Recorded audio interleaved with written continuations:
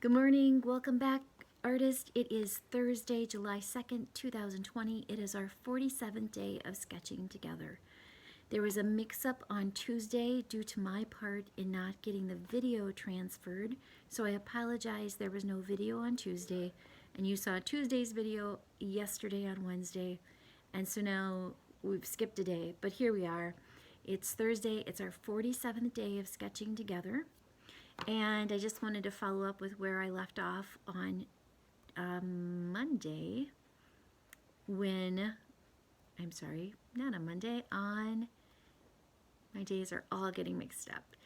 On Tuesday when the program didn't air, on Tuesday I talked about sadness, draw sadness, and here's my finished drawing. So it was all about my Uncle Jim and a loon on a lake, and that's what I ended up with.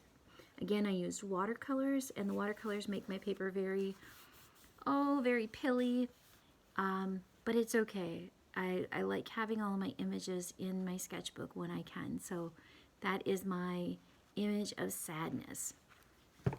Today we are working with prompt number, let's see, we are drawing something from our day. That is number 38. We are doing prompt number 38. Today, draw something from your day.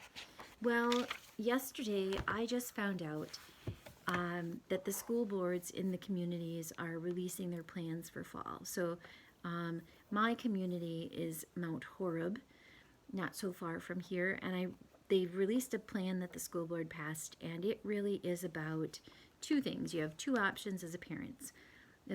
Send your children to school for 2 days a week, and then 3 days a week they learn by computer from home, or they can stay at home for 5 days and learn from their computer.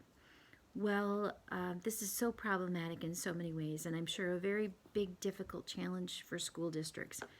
But, you know, many parents have lost their jobs. Many parents have had to take leaves from their jobs, and many parents don't have childcare.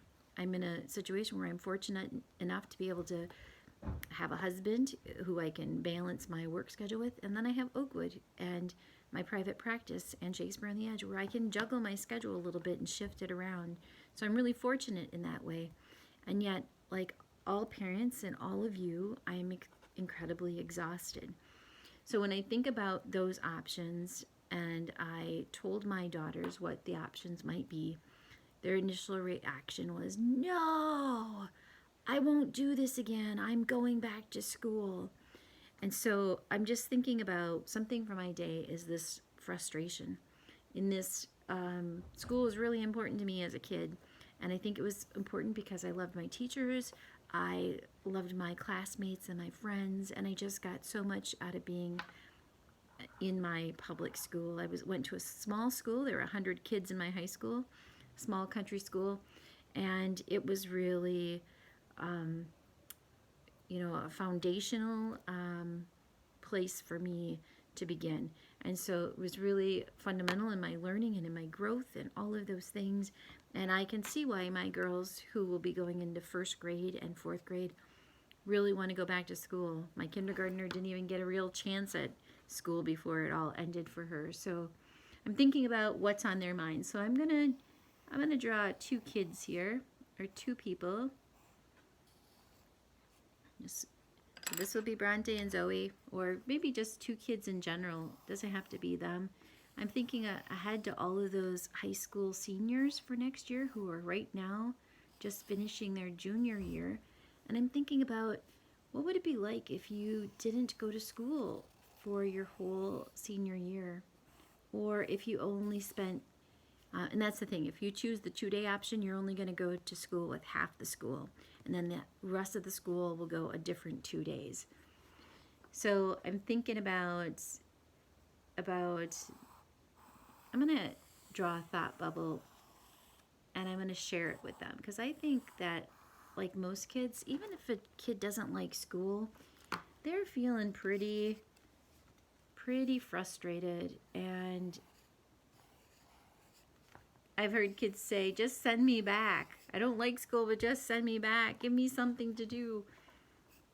Well, my kids love school, and I would hate for them to get to a place where they didn't like school anymore because of online learning.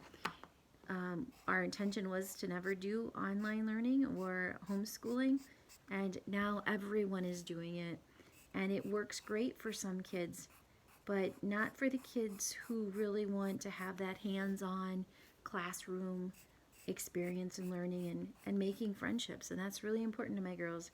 They're really, really shy, and so having that opportunity to get together with peers and build their confidence is really, really important. They've had two saving graces, I think, this year while being homeschooled. One is that they joined jujitsu, so they're in a martial arts, and that has been so great for their confidence. They even did that online when on the computer as time went on, and they did really well, really successful, and their confidence is just has skyrocketed. They're really athletic, and so that's been really great. And then we've had this batch of kittens that have kept them very, very busy. So it's been really good. So let's see. I've got these two kids here. They're just kids in general. They're not necessarily my kids, but I'm thinking about all kids. Thinking about the students in Monroe that I teach, that I work with, and how much they're missing their routine and their schools, and how involved I am with their lives on a normal basis, and how I'm not involved in their lives much at all. And that makes me really, really sad. And not that our work revolves around the school year, but our work revolves around being able to see people in person, and that is just not happening. So we have had a really difficult time, and the kids are just, when I check in with them, they're like, oh, it's okay. But I can't imagine it's feeling that okay when you're being told you can't do anything with your peers or your teachers or your friends. Okay, so I've got these two shared people here, and they're having some of the same concerns and thoughts. I'm just going to draw a school bus. I'm going to make it really simple, like back to the basics. These look kind of like teenagers to me. But when I think about school, I think about all of those things, like riding the school bus. Like that was such a social activity time. So I'm going to put a school bus on there.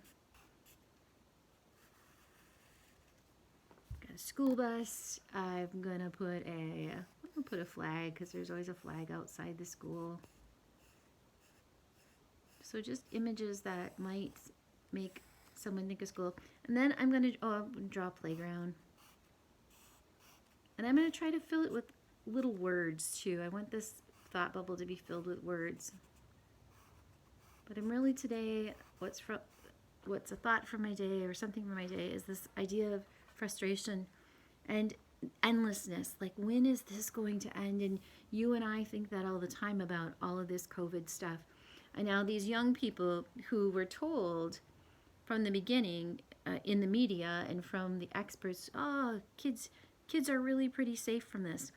Well, kids might be really pretty safe from the virus itself in the long run, but they're taking a really hard hit when it comes to their education and their ability to be social, which kids really need, and their ability to be athletic and to be engaged and to be challenged. All of those things that help kids thrive are missing.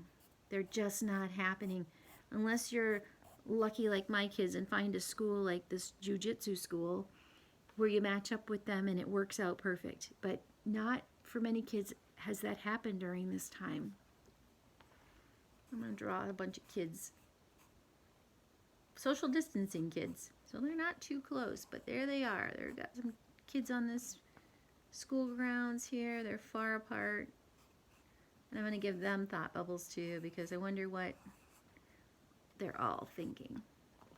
Okay, so that's the start of my image from my day.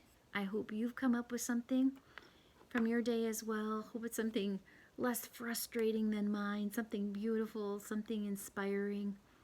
I'll see you back here tomorrow on Friday, July 3rd. It's almost the 4th of July. It's hard to believe we've come that far. But I will see you soon. Have a great day.